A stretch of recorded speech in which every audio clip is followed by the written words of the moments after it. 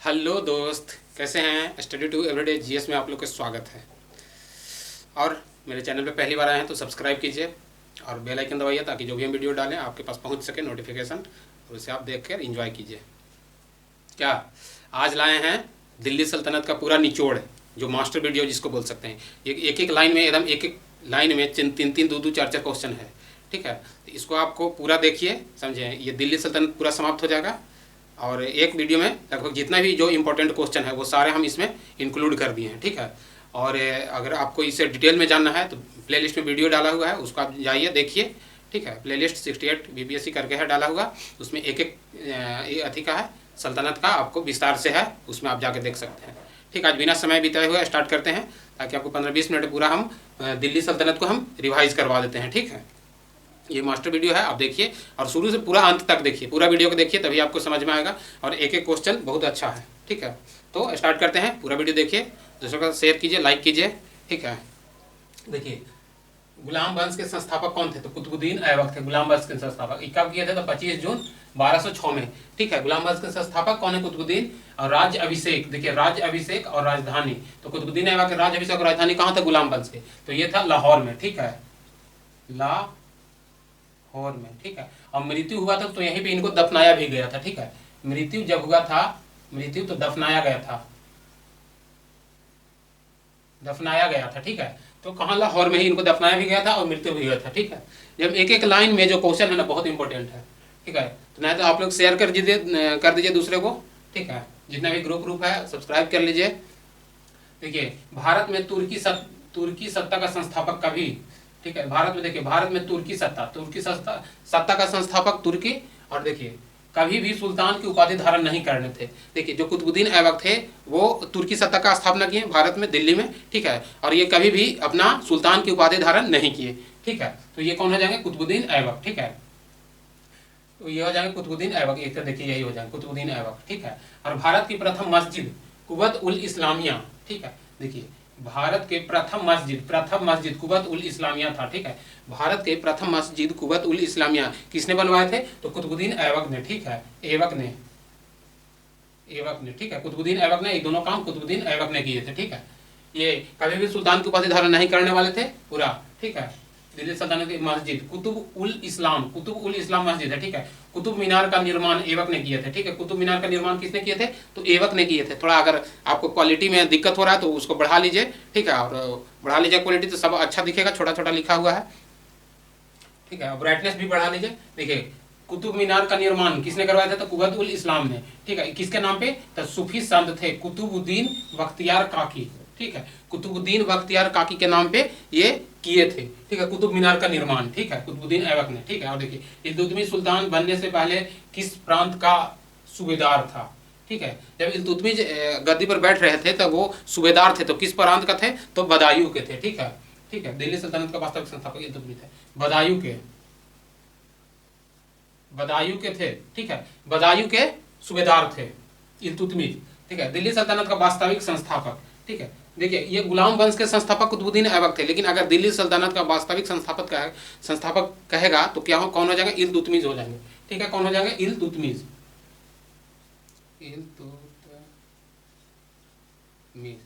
हो जाएंगे। ठीक है, इल्तुतमिश दिल्ली सल्तनत का वास्तविक संस्थापक है।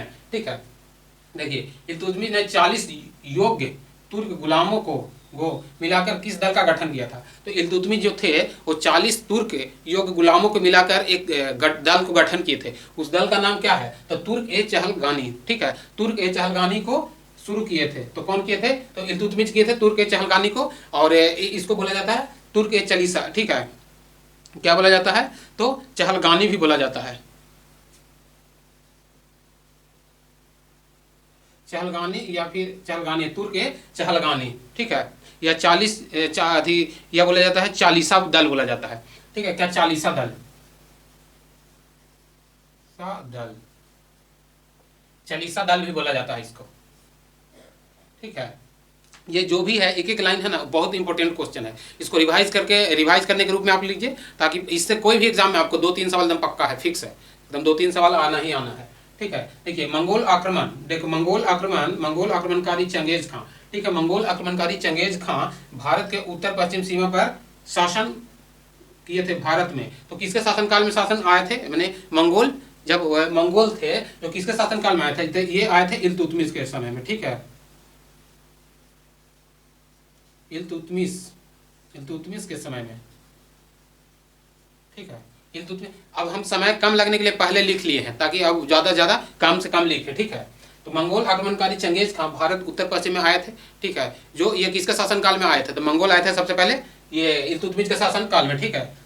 देखिए एकता व्यवस्था का प्रारंभ करने वाले भारत में कौन थे, तो एकता और मनसबदारी व्यवस्था में अंतर होता है, ठीक है। तो एकता और मनसबदारी दोनों एक ही जैसा लगता है लेकिन दोनों में अंतर है। तो एकता व्यवस्था को कौन शुरू किए थे, तो एकता व्यवस्था को इल्तुतमिश किए थे, ठीक है, एकता व्यवस्था को इल्तुतमिश, और जबकि मनसबदारी व्यवस्था को अकबर ने किए थे। ये दोनों में कन्फ्यूजन रहता है, इसको थोड़ा ध्यान से देखिएगा, ठीक है। तो एकता व्यवस्था को कौन किए थे, एकता व्यवस्था भारत में प्रारंभ किए थे इल्तुतमिश, ठीक है। और देखिए वर्ष 1836 ईस्वी में दिल्ली सल्तनत की गद्दी पर बैठने वाली एकमात्र महिला कौन थी, तो दिल्ली सल्तनत की गद्दी पर बैठने वाली एकमात्र महिला कौन थी, तो रजिया सुल्तान, ठीक है, कौन थी, रजिया सुल्तान। रजिया सुल्तान ये कब बैठी थी, तो 1236 से लेके 1240 में, ठीक है, 1240 में मृत्यु हो गया था, इनको मृत्यु हो गया था जब ये युद्ध कर रहे थे तब, ठीक है।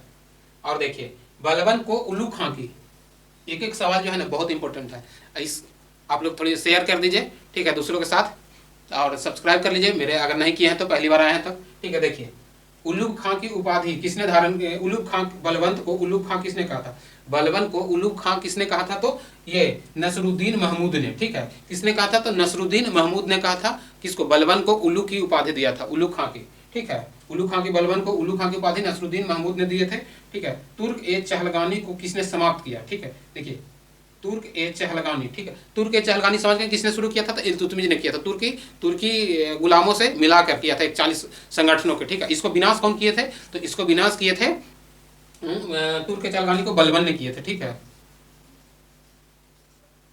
बलबन ने विनाश किए थे, ठीक है, समाप्त किए थे। और लौह और रक्त की नीति को किसने शुरू किया था, तो लौह और रक्त को नीति के शुरू करने वाले भी कौन थे, बलबन थे, ठीक है,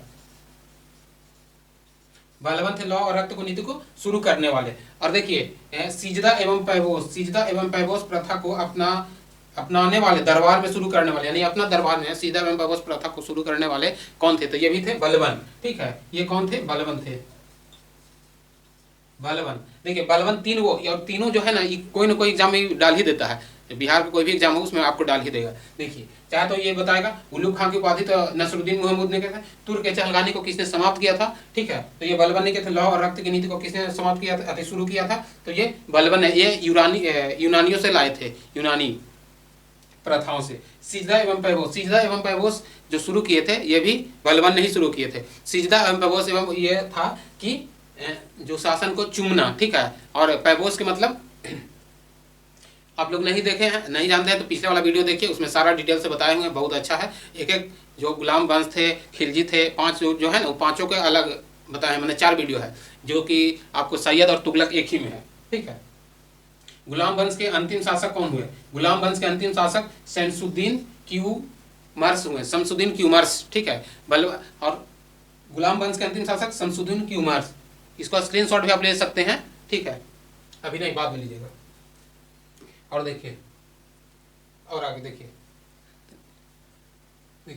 खिलजी वंश के संस्थापक कौन थे, तो खिलजी वंश के संस्थापक जलालुद्दीन फिरोज खिलजी हुए, ठीक है। ये इसके बाद और अच्छा सवाल है, और ये एक और उसमें दिखाएंगे, बहुत अच्छा सवाल है, इसमें एक एक सवाल बहुत इंपॉर्टेंट है, ठीक है।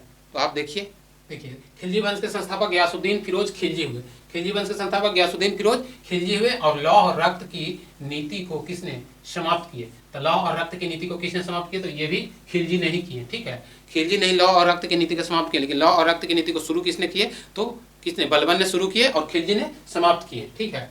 देखिए 1296 में कड़ा यानी मणिपुर में जलालुद्दीन को हत्या किया, तो जलालुद्दीन के कहाँ हत्या हुआ, तो मणिपुर में, ठीक है, 1296 में, ठीक है, 1296 में। तो किसने हत्या की, तो अलाउद्दीन फिरोज खिलजी ने, ठीक है, अलाउद्दीन फिरोज खिलजी ने इनको हत्या कर दिया, किनको, तो जलालुद्दीन को, ठीक है, जलालुद्दीन को अलाउद्दीन खिलजी ने हत्या करके, और 1296 में खिलजी वंश गद्दी पर बैठे, ठीक है। और जब अलाउद्दीन खिलजी बैठे तब देखिए क्या क्या किए, मतलब जो ये सवाल जो है ना, एक एक सवाल बहुत ज़्यादा अच्छा है, ठीक है, इंपॉर्टेंट है, जो एग्जाम में बार बार पूछता है, कोई भी एग्जाम में आपको पूछेगा।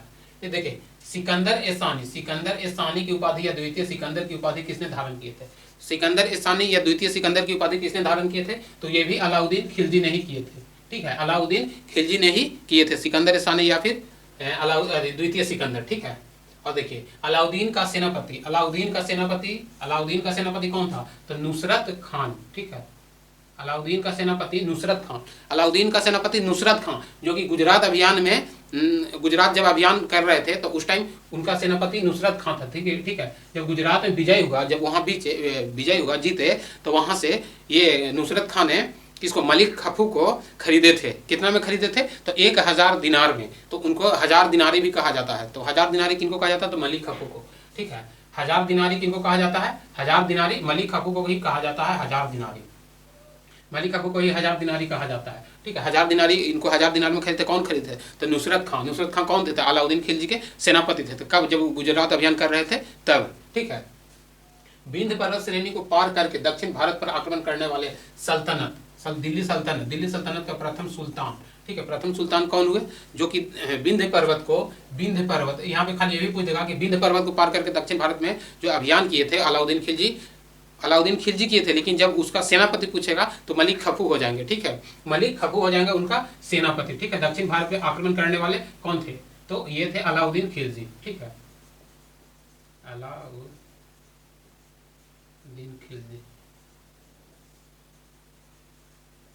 खिलजी, ठीक है। और सेनापति कौन हो जाएंगे? सेनापति, ठीक है। तो सेनापति कौन हो जाएगा? मलिक खफू, सेनापति मलिक खफू, मलिक कफूर, ठीक है। सेनापति कौन हो जाएंगे? मलिक कफूर, ठीक है, मलिक काफूर हो जाएंगे, सेनापति मलिक काफूर हो जाएंगे, ठीक है। ये जो भी सवाल है बहुत ज़्यादा अच्छा है, ठीक है, इसको देखिए। और इसको देखने के बाद फिर आपको कोई मतलब वीडियो देखने की जरूरत नहीं है, ये मास्टर वीडियो है, ठीक है, ये सारा इसमें दिया हुआ है निचोड़, ठीक है। देखिए, तेलंगाना वारंगल, ठीक है, तेलंगाना के वारंगल शासक प्रताप रुद्र देव थे। तेलंगाना के जब वारंगल के शासक कौन थे? तो प्रताप रुद्र देव ने मलिक खफू को विश्व प्रसिद्ध कोहिनूर हीरा भेंट में दिया था, ठीक है। तो जब ये दक्षिण भारत के अभियान किए थे तो उस टाइम वारंगल में भी अभियान हुआ था, ठीक है। तो जब वारंगल में किए थे तो मलिक खफू को, ठीक है, विश्व कोहिनूर प्रसिद्ध हीरा भेंट में दिए थे। कौन दिए थे? तो ये पूछता है प्रताप रुद्र देव, ठीक है, ये पूछता है, ठीक है, कि कौन उनको दिए थे या फिर कैसे वो दिल्ली में आया या किसने दिया, तो ये पूछता है। तो कहाँ? वारंगल के शासक, ठीक है, रुद्रदेव तेलंगाना के, ठीक है। तो ये प्रताप रुद्र देव हुए, ठीक, जो मलिक खफू 1309 में, ठीक है। एक एक सवाल बहुत इंपॉर्टेंट है। आज हम कुछ बोले नहीं, सिर्फ और सिर्फ आज पढ़ाएंगे, ठीक है। समय कम है, कम समय में आपको ज़्यादा से ज़्यादा रिवाइज करवा देते हैं, ठीक है, देखते रहिए। देवगिरी, जब देवगिरी पर शासन किए तो देवगिरी जब शासन किए तो वहाँ के शासक कौन थे? तो रामचंद्र देव थे, ठीक है, रामचंद्र देव। देवगिरी के शासक कौन थे? रामचंद्र देव। और आक्रमण करने वाले कौन थे? तो मलिक खफू थे, ठीक है, मलिक काफूर 1307 में, ठीक है, मलिक काफूर 1307 में किए थे। सबसे पहले दक्षिण भारत पर अभियान 1307 में ही देवगिरी पर किए थे मलिक खफू ने, अलाउद्दीन खिलजी के कहने पर, या फिर अलाउद्दीन। अब देखिए, द्वार समुद्रम, ये भी पूछता है, द्वार समुद्रम तो बीरबललाल थर्ड थे, जबकि 1310 में किए थे, ठीक है। किसने किए थे? तो ये भी मलिक खफू नहीं किए थे,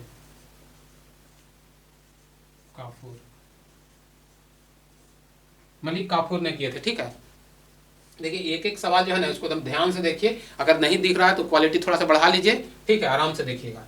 देखिए, देवगिरी पर रामचंद्र देव, द्वार समुद्रम बीरबललाल 1310 में, ठीक है। अलाउद्दीन द्वारा सेना में भ्रष्ट, देखिए अलाउद्दीन द्वारा, ठीक है, अलाउद्दीन जो थे तो सेना में भ्रष्ट को रोकने के लिए ये 2 नीतियां अपनाए थे, ठीक है, सेना में भ्रष्ट को रोकने के लिए ये 2 नीतियां अपनाए थे, ठीक है। जो दोनों नीतियां कौन कौन थे? तो एक थे घोड़ा दागने की प्रथा, ठीक है, और एक हुलिया प्रथा। ये दोनों पूछता है कि घोड़ा दागने की प्रथा और हुलिया प्रथा किसने चलाए थे, ठीक है, तो अलाउद्दीन खिलजी ने, ठीक है।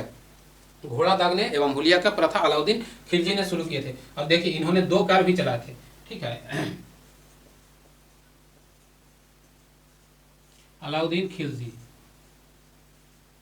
ठीक है, अलाउद्दीन खिलजी ने 2 कर भी चलाए थे, ठीक है। 2 कर में हो जाएगा, 2 कर जो था वो चराई कर था और एक गृह कर था, ठीक है, चराई कर और गृह कर। चराई कर लगाया जाता था पशुओं पर, यह भी पूछता है कि चराई कर किस चीज पर लगाया जाता था? चराई कर दुधारू पशु पर लगाया जाता था, और गृह कर गृह यानी मकान पर, मकान और झोपड़ियों पर, ठीक है। तो ये लगाया जाता था दुधारू पशु पशु, और ये लगाया जाता था आपको गृह कर, ठीक है, गृह कर, अति मकान और झोपड़ियों पर, मकान झोपड़ियों पर, ठीक है, मकान और झोपड़ियों पर लगाया जाता था। दो कर था। सर्वाधिक मंगोल आक्रमण, देखिए सर्वाधिक मंगोल आक्रमण किसके किसके शासनकाल में हुआ था? सबसे अधिक मंगोल आक्रमण किसके शासनकाल में हुआ था? तो यह हुआ था अलाउद्दीन खिलजी के शासनकाल में, ठीक है, अलाउद्दीन खिलजी, खिलजी, ठीक है। इसको कुछ नहीं, आप आराम से एकदम मीठा मीठा स्वर में सुनिए, एकदम अकेले में, बहुत अच्छा लगेगा, ठीक है, अब सारा रिवाइज हो जाएगा, ठीक है। देखिए घोड़ा के नाल, ठीक है, ये भी पूछता है कि घोड़े के नाल के आकार की मेहराब का प्रयोग, ठीक है, घोड़े की नाल के आकार का मेहराब का प्रयोग किस कहाँ पे हुआ था? तो अलाई दरबार दिल्ली में, ठीक है, अलाई दरबार दिल्ली में। ये बहुत बार पूछता है, जो कंफ्यूजन हो जाता है या फिर गलत हो जाता है, तो इस चीज को आप देख लीजिएगा, ठीक है। घोड़े के नाल की आकार की मेहराब, घोड़े की नाल के आकार के मेहराब कहाँ पे हुआ था? तो अलाई दरबार में, ठीक है, अलाई दरबार दिल्ली में है, ठीक है। बाजार नियंत्रण नीति को अपनाए थे किसने? तो अलाउद्दीन खिलजी ने बाजार नियंत्रण को अपनाए थे, ठीक है। बाजार नियंत्रण नीति को किसने अपनाया था? तो अलाउद्दीन खिलजी ने, ठीक है, किसने? अलाउद्दीन खिलजी ने, खिलजी ने,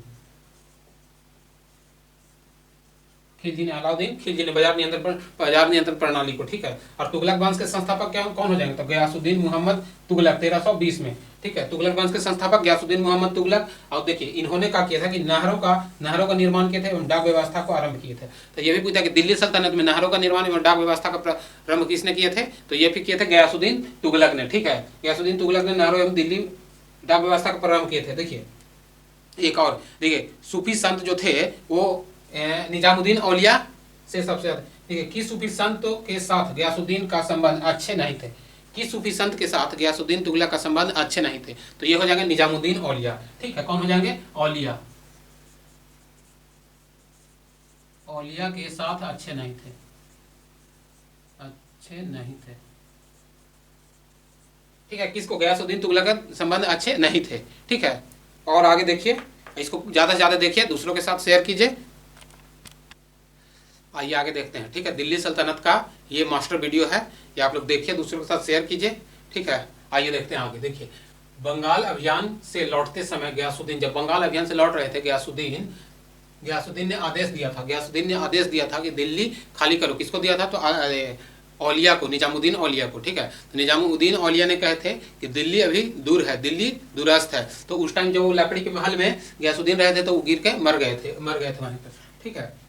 तो बलबन अभियान के दौरान, बंगाल अभियान के दौरान गयासुद्दीन तुगलक ने आदेश दिया था कि दिल्ली पहुंचने से पहले दिल्ली औलिया ने खाली करे, दिल्ली औलिया ने खाली करे, ठीक है। तो औलिया ने कहा था कि दिल्ली अभी दूर है, पुनः दिल्ली अभी दूरस्थ, ठीक है। छोटा छोटा सा है, छोटा छोटा वर्ड, उसको हाई क्वालिटी करके आप देखिए, ठीक है, तो वो सब दिख जाएगा, ठीक है। स्क्रीनशॉट भी ले लिया कीजिए जहाँ पे आपको समय मिले। और जो ये भी सवाल है ना, हम सुनिए आराम से, बहुत अच्छा सवाल लाए हैं, ठीक है। ये सारा एग्जाम में पूछता है यहीं से, ठीक है। देखिए तो किसने कहा था कि दिल्ली अभी तक, तो देखिए गयासुद्दीन ने कहे थे खाली करने, लेकिन इसने अलाउद्दीन औलिया ने कहे थे कि दिल्ली अभी दूर है, ठीक है, दिल्ली दूरस्थ है, ठीक। आगे देखिए दिल्ली सल्तनत सर्वाधिक विद्वान, यहाँ पे देखिए दिल्ली सल्तनत में सर्वाधिक विद्वान सुल्तान कौन थे? सबसे पढ़े लिखे सुल्तान कौन थे? तो मोहम्मद बिन तुगलक, ठीक है। MBT इसको बोल सकते हैं, MBT मोहम्मद बिन तुगलक, ठीक है, MBT मोहम्मद बिन तुगलक, ठीक है। सबसे अधिक पढ़े लिखे सुल्तान थे और इनसे भी लोग जनता बहुत परेशान था। राजधानी परिवर्तन किए थे MBT ने, मोहम्मद बिन तुगलक ने अपने राजधानी परिवर्तन किए थे कब? ये 1326-27 में, ठीक है। देवगिरी का नाम दौलताबाद रखा, ठीक है, देवगिरी का नाम दौलताबाद, जो कि दक्षिण भारत में है, ठीक है। यहीं पे अपने ये राजधानी ले गए थे MBT मोहम्मद बिन तुगलक ने, और ले गए, लेकिन वहाँ पे सक्षम नहीं हुआ, पानी के खराब होने के कारण वहाँ से वापस लौट आए तुरंत, कब? 1335 में लौट आए थे, ठीक है। और देखिए मोहम्मद बिन तुगलक ने क्या क्या किया है,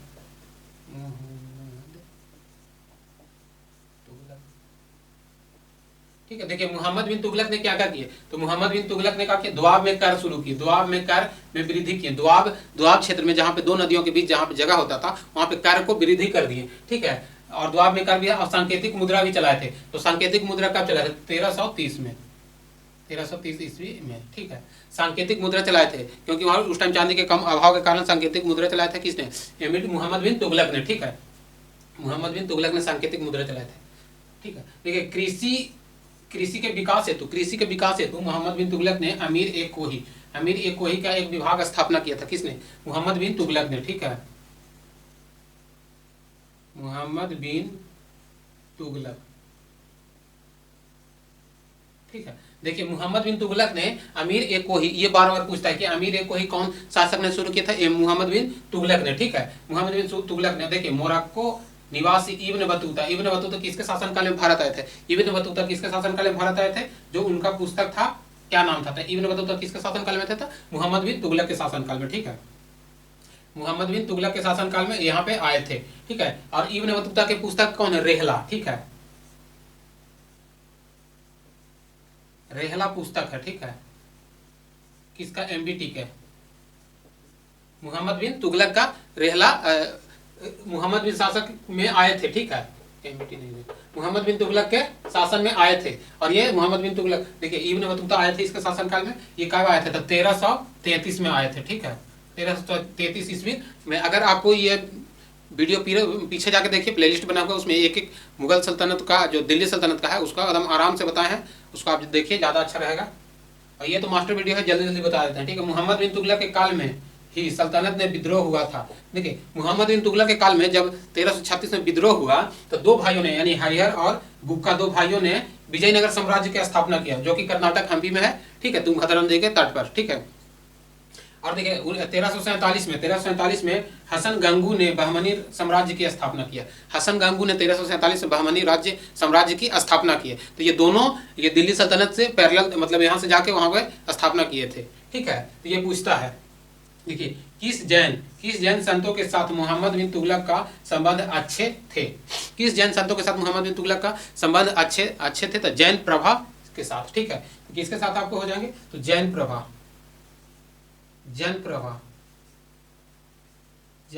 के साथ, जैन प्रभा सूरी के साथ। ठीक है, जैन प्रभा सूरी के साथ मोहम्मद बिन तुगलक के संबंध अच्छे थे, वो जैन अति थे। ठीक है, किसके साथ थे? तो जैन प्रभा के साथ अच्छे संबंध थे। और देखिए मोहम्मद बिन तुगलक का मृत्यु कब हुआ था? तो ये इनका हुआ था सिंध अभियान के समय। सिंध अभियान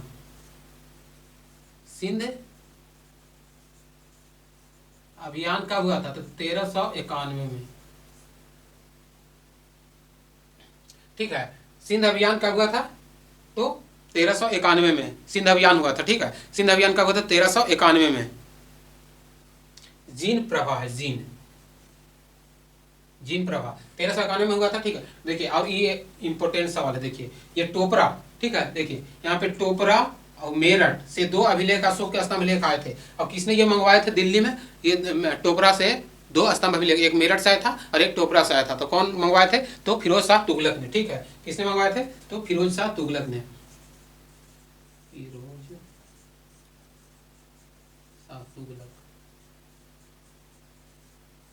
फिरोज शाह तुगलक ने दो मंगवाए थे, एक टोपरा से और एक मेरठ से। ठीक है, दिल्ली में। ठीक है, दिल्ली में मंगवाए थे। ठीक है, देखिए सबसे अधिक गुलाम दिल्ली सल्तनत में किसके में थे? तो ये भी फिरोज शाह तुगलक में। सबसे अधिक गुलाम फिरोज शाह तुगलक में ही थे। ठीक है, और ब्राह्मणों पर जजिया कर लगाए थे किसने? ये भी फिरोज शाह तुगलक नहीं लगाए थे। ब्राह्मणों पर जजिया कर किसने? फिरोज शाह तुगलक ने लगाए थे, ब्राह्मणों पर जजिया कर। और देखिए द्वाब में दीवान ए बंदगान शुरू किए थे फिरोज शाह तुगलक ने ही। ठीक है, दीवान ए बंदगान किसने शुरू किए थे? फिरोज शाह तुगलक ने ही। और इसका मतलब है दासों का देख रेख करना। दीवान ए बंदगान के मतलब दासों के देख रेख करना। ये पूछ देता है कि दीवान ए बंदगान किसने शुरू किए थे? तो फिरोज शाह तुगलक ने, ये दासों के देख रेख के लिए। ठीक है, और एक और ये पूछता है कि दीवान ए खैरात मतलब सहयोग, असहाय लोगों को सहयोग करना। ठीक है, खैराती अस्पताल था, किसने खोले थे? तो फिरोज शाह तुगलक ने। ठीक है, ये जो एक सवाल है बहुत इंपॉर्टेंट है। ठीक है, आप लोग शेयर कीजिए दूसरों के साथ। देखिए ये बताएं, ये देखिए 1414 ईस्वी में दौलत खान, ठीक है, 1414 ईस्वी में दौलत खान को पराजित कर खिज्र खान ने सैयद वंश की स्थापना किए थे। ठीक है, खिज्र खान ने, ठंडा बहुत ज्यादा है। ठीक है, खिज्र खान ने सैयद वंश की स्थापना किए थे। और देखिए ये दौलत खान को पराजित करके। ठीक है, तो खिज्र खान का सैयद वंश के संस्थापक कौन है? खिज्र खान। ठीक है, सैयद वंश के संस्थापक खिज्र खान 1414 में। ठीक है, और देखिए रैयत ए आला की उपाधि किसने धारण की थे? रैयत ए आला की उपाधि किसने धारण किए थे? तो रैयत ए आला की उपाधि खिज्र खान ने ही धारण किए थे। ठीक है, रैयत ए आला की उपाधि खिजर खां, ये पूछता है कि रैयत ए आला की उपाधि किसने धारण किया था, तो खिजर खां ने। सल्तनत काल में शासन वाले सिया, ठीक है, सल्तनत काल में एकमात्र शासन सिया कौन थे, सल्तनत काल में एकमात्र शासन सिया के कौन थे, तो ये सैयद वंश में हो जाएगा, ठीक है, सैयद वंश, ठीक है, खिजर खां के समय, ठीक है। तो ये किस धर्म से संबंधित है, तो सैयद धर्म से, सिया से संबंधित थे, ठीक है, सिया धर्म से संबंधित थे, ठीक है। दिल्ली सल्तनत में प्रथम अफगान राज्य के रूप में लोधी वंश संस्थापक थे। तो देखिए ये जो लोधी वंश संस्थापक थे वो कौन थे, तो ये अफगान से आए थे, ठीक है। तो अफगान संस्थापक हुआ, तो अफगान राज्य के रूप में लोधी वंश के संस्थापक कौन हुए, तो बहलोल लोधी, ठीक है। लोधी वंश के संस्थापक कौन हो जाएंगे, तो बहलोल लोधी हो जाएंगे, ठीक है, कौन हो जाएंगे, बहलोल लोधी।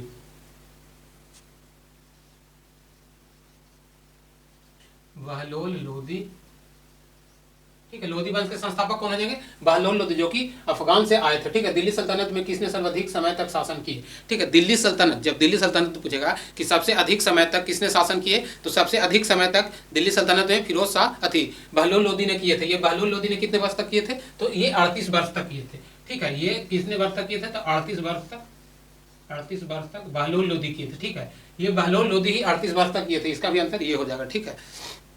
और देखिए किस सुल्तान के बारे में अब्दुल्लाह ने अपनी पुस्तक, ठंडा बहुत ज़्यादा है, अब्दुल्लाह ने अपनी पुस्तक तारीख ए दाऊद में लिखा है। देखिए तारीख ए दाऊद किसका लिखा हुआ था, अब्दुल्लाह के। ये एक सवाल होगा कि तारीख ए दाऊद किसका लिखा हुआ, अब्दुल्लाह के। और दूसरा सवाल कह रहा है कि जब वह अपने सरदारों के साथ मिलते थे तो वह कभी सिंहासन पर नहीं बैठते थे। तो ये किस शासक के बारे में कह रहे हैं, तो अब्दुल्लाह बहलोल लोधी के बारे में कह रहे हैं। कौन कह रहे हैं, तो अब्दुल्लाह ने कह रहे हैं तारीख ए दाऊद में, किसके बारे में, बहलोल लोधी के बारे में, ठीक है, बहलोल लोधी, ठीक है। बहलोल लोधी के बारे में कह रहे हैं कि जब वह अपने सरदारों से मिलते थे तो वो कभी भी सिंहासन पर विराजमान नहीं होते थे, उनके सामने खड़े रहते थे, ठीक है, उनके साथ। अब देखिए किस सुल्तान ने आगरा नगर की स्थापना की तथा राजधानी बनाया, तो किस सुल्तान ने आगरा शहर की स्थापना किया और उसका राजधानी बनाया, तो ये सिकंदर लोधी ने, ठीक है। इसने सिकंदर लोधी ने,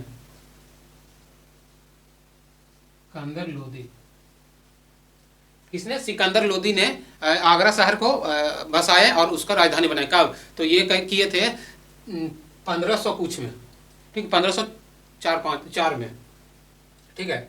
देखिए और देखिए ये क्या, भूमि पैमाइश के लिए पैमाने का प्रयोग किए थे। तो जब भूमि मापते थे तो ये किस गज ए सिकंदरी से मापते थे। जब एक सिकंदर लोधी ने एक भूमि मापने का पैमाइश मैंने बनाया था, तैयार किए थे, तो उसका नाम है गज ए सिकंदरी, ठीक है। उसका नाम क्या है, गज ए सिकंदरी हो जाएगा, ठीक है। सिकंदर लोधी ने प्रचलित अनेक कुप्रथाओं पर रोक लगाई। सिकंदर लोधी ने जो पहले से प्रथाएं चली आ रही थी ना, उस पर उन्होंने क्या किया, रोक लगा दिए। कुछ ऐसा था जो उनके लिए अच्छा नहीं था तो उस पर रोक लगा दिए, ठीक है। देखिए जैसे महिलाओं को तजिया निकालने पर, मुहर्रम में तजिया निकालने, जब मुस्लिम का त्यौहार है उसमें मुहर्रम में तजिया निकलता है तो उसमें रोक लगा दिया, ठीक है। ये देखिए अगर आपको धीरे धीरे पढ़ना है तो पिछले वाले जाकर वीडियो देखिए, प्लेलिस्ट में डाला हुआ है, और आराम से पढ़ाए हैं और उसमें और इससे भी ज़्यादा विस्तार से बताए हैं, ठीक है।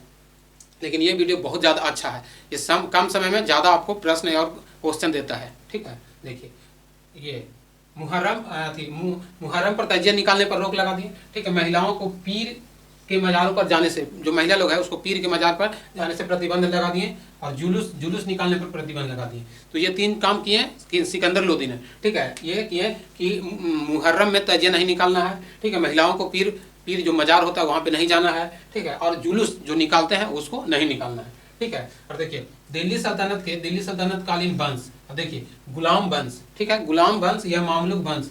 तो ये गुलाम वंश मामलुक वंश के संस्थापक तो हम सब बता दिए हैं। अब इसको हम कब से कब तक चला और कितने वर्ष तक चला, ठीक है, उसके बारे में हम आपको बता देते हैं, ठीक है। देखिए यहाँ पे हम अब देख देते हैं, ठीक है। मामलुक वंश कब से आए, तो मामलुक वंश आपको चले 1206 से लेके 1290 तक, ठीक है। 1206 से लेके 1290 तक, ठीक है। ईस्वी तक। और देखिए ये 34 साल तक शासन किए थे। मामलुक वंश जो गुलाम वंश थे वो 34 वर्ष तक शासन किए थे। ठीक है, तो 34 वर्ष तक। इसका संस्थापक होगा कुतुबुद्दीन ऐबक। ठीक है, गुलाम वंश का। ठीक है, इसको गुलाम वंश भी बोलते हैं, ब्रैकेट में कर देते हैं गुलाम वंश। ठीक है, और देखिए खिलजी वंश। खिलजी वंश कब से कब आया? तो खिलजी वंश आपको आया 1290 से लेके 1320 तक। ठीक है, ये कितना 30 वर्ष तक चला। ये 30 वर्ष तक शासन किए, 30 वर्ष तक। और खिलजी वंश जो संस्थापक आपको बता दिए हैं, इसको कुछ नहीं। फिर तुगलक वंश का, तुगलक वंश का आपको 1320 से लेके 1414 तक चले, 1414 ईस्वी तक। ठीक है, तो ये सबसे अधिक 94 वर्ष तक शासन किए। ठीक है, कितना 94 वर्ष तक ये शासन किए। ठीक है, इसके बाद सैयद वंश। तो सैयद वंश आया 1414 से लेके 1414 से लेके 1450 तक, 1414 से लेके 1450 तक। ठीक है, ये चले 37 वर्ष, 37 वर्ष। ठीक है, और ये फिर आ गए लोधी। तो लोधी कब तक चले? तो ये 1451 से लेके 1526 तक। ठीक है, ईस्वी तक ये चले आपको 76 वर्ष। ठीक है, ये 76 वर्ष। अब यहाँ से एक और सवाल पूछ देगा कि सबसे अधिक किसने चला है? तो सबसे अधिक चला सबसे अधिक चला तुगलक वंश ने, ये 94 वर्ष तक चला। और सबसे कम चला खिलजी ने, ये 30 वर्ष तक चला। ठीक है, सिकंदर लोधी किस नाम से विख्यात थे? अति कविताएं लिखते थे, तो गुलरुखी। ठीक है, गुलरुखी, गुलरुखी, गुलरुखी के नाम से। ठीक है, सिकंदर गुलरुखी के नाम से लिखा करते थे कविताएं। ठीक है, और देखिए लोधी वंश के साथ साथ दिल्ली सल्तनत का अंतिम शासक, लोधी वंश के साथ साथ दिल्ली सल्तनत का अंतिम शासक कौन हो गए? तो ये हो जाएंगे इब्राहिम लोधी। ठीक है, इब्राहिम लोधी को हराकर और यहाँ से मुगल वंश की स्थापना हुआ था। ठीक है, तो कौन हो जाएगा? इब्राहिम लोधी, इब्राहिम लोधी, लोधी। अब देखिए पानीपत के प्रथम युद्ध कब हुआ था? 1526 में। ठीक है, और इसको ये जो लोधी थे एकमात्र ऐसा शासक थे जो कि ये युद्ध के मैदान में मारे गए थे। ठीक है, और देखिए ये आज हो गया। ये बहुत अच्छा वीडियो था। ठीक है, इसको पूरा देखा कीजिए, दूसरों के साथ शेयर किया कीजिए। ठीक है, मास्टर वीडियो को मास्टर की तरह देखा कीजिए। जल्दी कम टाइम में ज़्यादा रिवाइज होगा। वीडियो देखने के लिए धन्यवाद।